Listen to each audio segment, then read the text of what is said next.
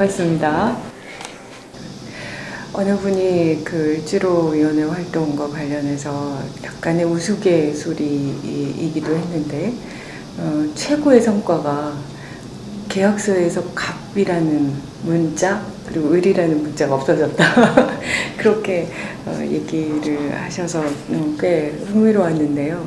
제가 변호사라 아무래도 계약서를 작성하거나 또 검토하는 일들을 해왔던 경험이 있고요. 그 과정 속에서 어쨌든 변호사를 고용하거나 변호사에게 상담을 할 수 있는 것은 그 계약서를 작성하는 갑인 사람이 주로일 수도 있지만 또 한편으로는 을의 입장에서 그 계약서에 대한 문제 제기나 또 초안을 만들어가고 이렇게 시도를 끊임없이 해봤지만 그게 사적 자치의 영역이라는 이름으로 결국은 권력의, 그러니까 누가 이 계약의 우월적 지위를 가지느냐에 따라서 계약 내용이 아무리 그 법에 맞춰서 보다 공정하게 계약서를 써가도, 초안을 써가도 안 받아주면 그뿐인 거죠. 그래서 때로는 을의 입장에서 계약서들을 마련해서 가보더라도 그것이 항상 좌절되고 전사에게 화해적으로 좀 문제를 제기해보고 싶다. 그리고 재판할 때도 그렇죠. 주로 계약 분쟁이 많은데 그 계약 분쟁에서 불리한 그 위치에 있던 사람들이 뒤늦게 그 문제에 대해서 제기를 하면 그렇게 얘기하는 거죠. 계약서 약속했잖아. 이렇게 얘기하는 거죠. 그런 억울한 상황들을 꽤 많이 겪었기 때문에 저는 을지로위원회가 정말 중요한 일이라고 생각하고 제가 이 일을 하게 된 것에 대해서 너무나 감사하게 생각하죠. 농심은 우리 그 을지로위원회에 신문고가 마련됐잖아요. 제보를 받는. 그 신문고의 첫 사건이에요. 그래서 저 나름대로는 꽤 영광스럽게 생각하지만 아직은 아쉽게도 명확하게 이제 해결이 돼 있지는 않습니다만 다만 회사 쪽에서 여러 가지의 진전된 문제에 대한 해결 입장들을 좀 내놓고 좀 당사자들끼리 협의를 해보겠다라고 하셔서 그거를 지켜보고 있는 상황인데요. 애초에 이 문제들의 근원이 무엇일까라는 생각을 하는데 참 복잡하게 연결되어 있는 것 같아요. 그러니까 사람의 기본 어떤 생각 자체가 어쨌든 계약을 체결하고 계약을 이행하고자 하는 사람들은 어쨌든 상대방이 이 계약을 이행하지 않을 수 없게, 그러니까 적극적으로 잘 이행할 수 있도록, 그리고 그 계약이 만약에 해지가 됐을 때 그것에 대한 손해를 최소화하고 싶어 하는 게 본질인 것 같아요. 각자가 다. 그러다 보니 어쨌든 자기에게 유리한 쪽으로 계약을 작성하고자 노력하고, 그러다 보니 그 유리함을 상대방한테 강요할 수 있는 게 결국은 우월적 지위에 있는 사람들의 입장인 거잖아요. 그러니까 이제 그 과정이 계속 이렇게 이제 반복이 되다 보니 그 과정 속에서, 그러니까 그것도 이제 전 사회적으로죠. 그 과정 속에서 어느 한 곳에서, 그러니까 계약이라는 게 이제 예를 들면 사업 쪽으로 이렇게 가보면요. 제가 계약서를 쓰다 보면 일단 원청 업체가 있으면 또 하청 업체가 있으면 또 그 하청 업체가 재하청을 주기도 하잖아요. 그런데 이게 그런 착취 구조가 한쪽에서만 멈춘다고 멈춰지지가 않는 거예요. 그러니까 이게 계속 내려가는 거죠.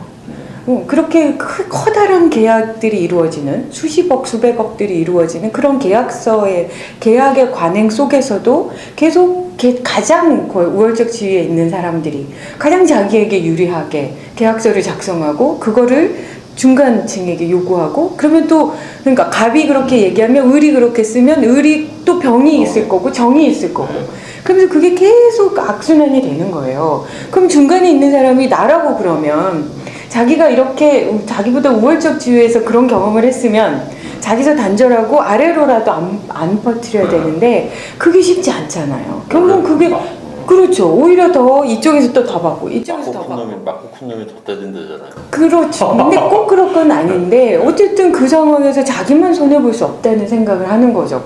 그게 점점 용인이 되고, 그러면서 솔직히 말하면 대기업에서 그 납품 단가라는 것도 계속 계약서를 처음에는 초기에는 투자를 하거나 개발을 같이 하고 이렇게 할 때는 일정하게 그 개발 비용을 인정해주는 식으로 계약을 셌다가 그것이 조금 지나면 그거 깎잖아요. 아무런 근거 없이. 왜냐면 자기들의 이익을 더 내기 위해서.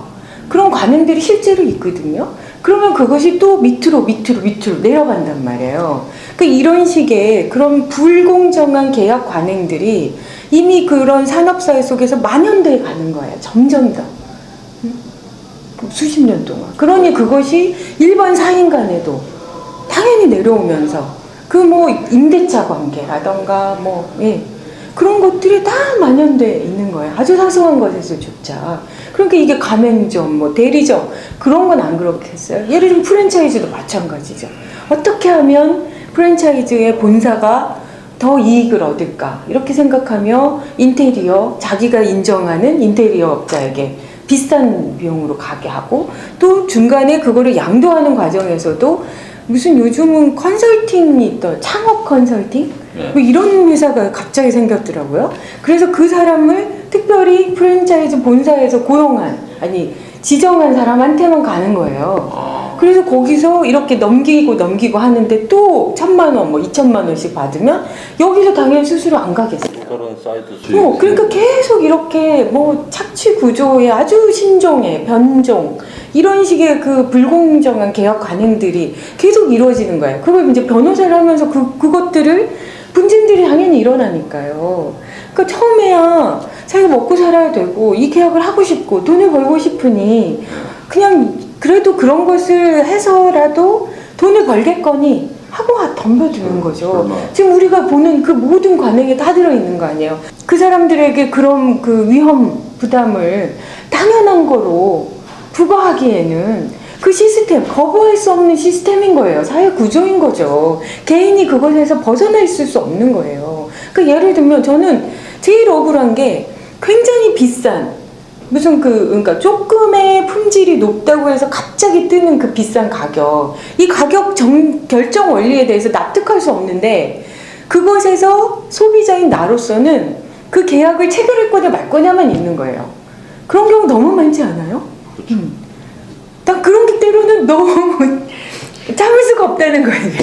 그러니까 이런 것들이 결국은 전 사회적으로 한 번쯤은 우리가 다시 되돌아볼 필요가 있다는 거예요. 60년 내내 끊임없이 경제 성장이라는 것만 강조되고 마치 그러니까 아까 제가 이게 그래서 공부가 필요한가 봐요. 제가 조금 전에 소득 주도적 성장 이론 이런 체계를 이렇게 공부하는 강연에 갔다 왔는데요. 간담회에 거기서 그런 말을 하더라고요. 지금의 경제 위기가요. 그 불균형의 보복이래요. 복수. 그러니까 지금 계속 이렇게 됐던 거 아니에요. 끊임없이 마치 대기업 쪽에 중소기업과 대기업 하면 대기업을 빨리 밀어줘야 그 대기업이 더 큰 파이를 만들어서 우리에게 나눠줄 것처럼 그렇게 환상을 집어줬지만 결론은 지금 현재 나타난 것들은 전혀 그렇지 않다는 거 아니에요? 그렇게 대기업이 큰 기업들이 이윤을 많이 남겼지만 그 이윤이 재투자로 가지 않고 끊임없이 욕심부리며 계속 이런 규제 풀어라 그래서 우리가 투자 못한다지만 그 이윤들이 전부 금융으로 가서 너무나 나쁜 그런 투기형 그런 금융 쪽으로 부작용들이 나오고 있다는 거 아니에요? 그런 평가들이 대물림해가지고 커피숍도 하고 빵집도 하고. 그렇죠. 그래서 저는 을지로위원회가 얼마나 중요한 일인지 새삼 하면서 더 이렇게 확인하고 있는 것 같아요. 다행히 농심 쪽에서는 매우 예의 바르게 어쨌든 이 문제에 대해서 해결 의지를 적극적으로 표현해 주셨고요. 본사 방문 때. 그래서 사업하시는 그런 분들도 계셔야 우리 사회가 너무나 잘 발전하니까요. 다만 그것이 조금 더 본인의 관점에서만이 아니라 사업주의 관점에서만이 아니라 그 상대방의 관점에서 이런 부분들이 너무 불합리할 수 있는 그런 부분들에 대해서 의식적 그런 전환이 저는 필요하다는 생각이 들죠. 근데 사실은 이제 그런 부분들에 대해서는 그 개인들의 문제를 지적하기 앞서 저 스스로를 돌아봐야 될 것 같아요. 그러니까 이게 너무나 복합적으로 진행되는 문제이고, 그러니까 예를 들면 그러면 민주당의 그런 여러 가지 문제들에 대해서 개인인 내가 그런 모든 것들에 대해서 책임을 져야 되는, 또 정말 져야 되는가, 뭐 이런. 그리고 뭐 새누리당도 마찬가지. 그러니까 모든 조직에, 그 조직의 전체적인 문제에 그 조직 안에 들어있는 구성원들이 얼마나 그런 것에 기여할 수 있는지, 이런 부분들에 대해서 사실은 그거를 부탁드리기 너무 어려운 거예요. 그게 다 국정원도 마찬가지인 거죠. 지금 이 국정원 이 사건이 그나마 이렇게까지 전면적으로 문제 제기가 되고, 그리고 많은 분들의 공분을 사게 된 그 배경이 결국은 그 조직의 구성원의 정말 양심 선언과 양심적인 제보 아니에요. 그런데 지금 보세요. 전 사회적으로 새누리당 전면적으로 나서서 있지도 않은 매관매직이라는 걸로 철저히 오물을 뒤집어 씌우잖아요. 응? 그리고 배신자라고 얘기하고. 근데 이런 식의 사회 의식 속에 그런 분들께 제가 감히 조금 더 좀 내부에서 문제 제기를 해주셨으면 좋겠다 라고 막 강하게 드릴 수 있을까라는 것에 대한 깊은 고민이 있습니다. 그럼에도 불구하고 저는 그렇게 해주시면 감사하죠. 그러니까 정말 부탁드리는 거죠. 그거는 뭐 이렇게 못하냐 이렇게 지적할 수 있는 문제는 절대 아니라고 봅니다. 그런 분들이 계속 내부에서 그렇게 사회 제도를 마련해주지 못하는 정치인인 저의 책임이죠. 그래서 을지로위원회가 조금 더 성과를 내고, 또 그걸 통해서 그런 분들이 조금 더 용기를 내게 하고, 또 그런 용기가 제대로 평가받게 제도를 바꿔내고, 그런 일을 해야겠죠. 저는 사람들에 대해서 희망을 가져요. 네. 지금 직면하는 문제들을 매몰되다 보면 우리가 정말 막 퇴보하는 것 같고 그렇지만, 사실 사회 전체로 보면 굉장히 진전된 것들이 많잖아요. 네. 그렇다고 하면 경제도 조금 더 사람들이 끊임없이 고민하고 서로 문제를 이렇게 해결 방안들을 모색하고 이렇게 하다 보면 저는 좋아질 수 있을 거라고 저는 기대해요. 물론 그것이 그냥 어떤 근거 없는 막연한 그런 비전, 긍정적인 시각 또한 경계해야 되겠지만, 저는 충분히, 그러니까 제가 말씀드린 것처럼 이 시점에 있어서 적어도 끊임없이 의식의 전환이 필요하다고 보고, 아까 제가 몇 시간 동안 가서 졸면서 들었던 그런 간담회처럼 끊임없이 학자들이 새로운 모델, 경제 모델을 고민하고 또 그것에 의견을 모으고 이렇게 하다 보면 변화된 그런 경제가 가능하다고 할 거라고 저는 희망을 갖고 싶어요. 그 국조특위위원 되셨다가 네. 새누리당 간다고 그냥 하셨잖아요. 그렇습니다. 너무 억울하셨겠어요. 근데 뭐 억울한 일이 어디 한두 개라야죠. 저는 12월 12일부터 이 사건에 대한, 사실은 그거는 드러나 있는 것일 뿐이에요. 문재인 후보의 수행 대변인으로서 그날 그 두 분 토론의 현장을 직접 목격하고, 그 11시에 허위 말도 안 되는 중간 수사 결과 발표를 보면서 변호사를 했던 그런 직감으로 정말 전율을 느꼈거든요. 이렇게 몰상식적으로 부인하는 건 뭐가 있구나, 도리어. 이런 생각을 하고 정말 지금까지 끊임없이 문제 제기를 해왔던 거거든요. 많은 분들이 모르시지만 그 상임위 과정에서, 그러니까 국회 활동 내에서 제가 또 운명인지 경찰이 소관기관인 안행위가 제 상임입니다. 그래서 업무 보고 무슨 현안 보고 뭐 이런 거 할 때마다 끊임없이 새로운 사실들을 발굴해내서 그렇게 문제 제기를 해왔어요. 그럴 때마다 새누리당 의원 지금보다 더 했습니다. 네. 끊임없이 그 경찰들을 변호하며 경찰이 혹시 놓쳤을 그런 부분들에 대해서 지적하며 이건 이런 의미죠? 이건 이렇게 생각하신 거죠? 이건 이런 거 아닌가요? 이렇게 제가 변호인일 때마다 우리가 증인이 나오면 그 증인이 내가 마음에 안 드는 그리고 불안하게 질문을 하면 바로 수정해주고 정정해주는 변호인의 역할들을 철저히 해왔습니다.